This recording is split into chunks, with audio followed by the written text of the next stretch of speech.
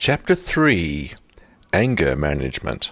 After years of hard work trying to maintain what became a full-time job while regularly consulting with a doctor, a psychologist, and still managing to practice telekinesis, I was growing tired. I had come so far by this point that I felt I had to continue, but this all came at a price. I became increasingly irritable. Any time someone disturbed me from refining my telekinesis, I would become annoyed and frustrated, and no one understood.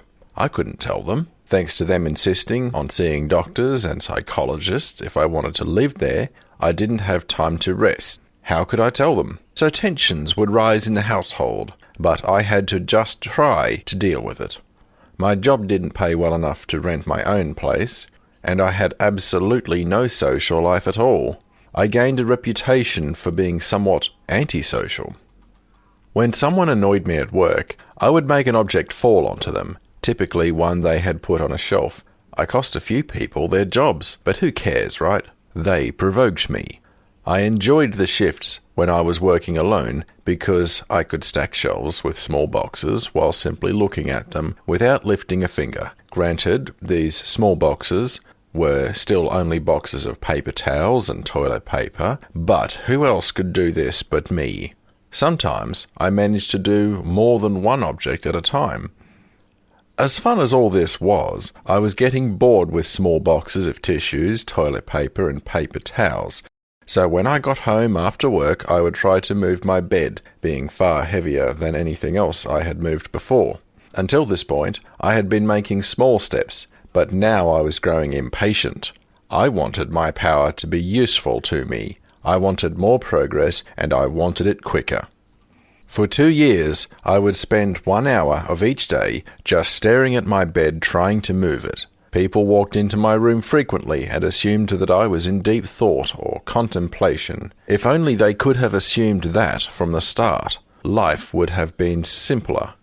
Much simpler, but my mind was not meant for understanding other people. It was for moving things, and that was all I planned on using it for. I'd figure out other things later.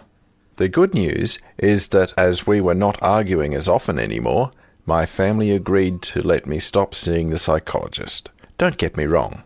I know that my family cared about my well-being, and that is why they insisted on the doctor and the psychologist. It just wasn't helping me because the only thing I wanted was to have more time to focus on telekinesis. By now, this must seem repetitious and predictable. After progress slowed and I started to lose interest, I chose a day to quit. The day I chose to give my last hour of trying was the day the object moved, but this time was different.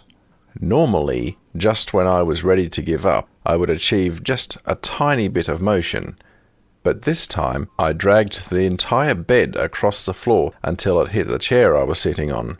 Better yet, I had managed to lift it slightly, reducing the drag, thus moving more quietly.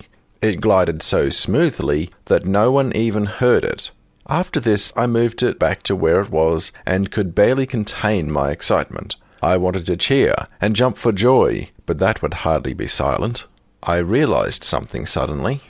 The bed had moved towards me, as I had intended, but I had also moved towards it. Until this point, I had been moving objects that were lighter than me, and so had not experienced this. Somehow, the laws of physics still found a way to apply.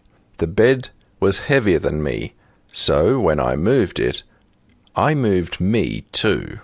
I was pushing the bed up slightly and pulling it slightly, which in turn pushed me and my chair down and towards the bed as it moved towards me. What a fascinating discovery.